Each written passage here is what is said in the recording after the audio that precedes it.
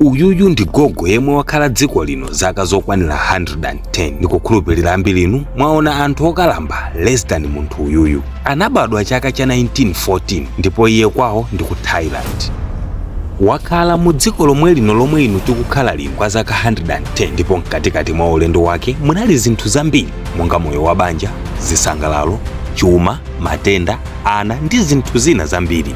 Asewera, ayenda dziko, aponda nthaka yomwe inu ndine tikunyada nayo ngati sitizayisiyayi. Koma lero kamba kaukalamba anasiya kuona, amajesedwa ndi kumwesedwa ngati mwana wakhanda. Tikamakhala dziko lino timanamizidwa ndi zinthu zambiri ndipo timakhala ngati tili pakwathu pokhazikika.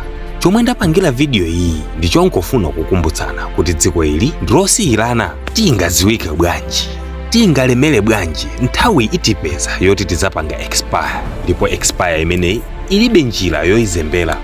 I think ndi nthawi yochulukitsa kuganizira za komwe tikulowera popeza tikulowera kokakumana ndi mwini wa mzimu omwe inu ndine tikuzunzira enawu. Share this story.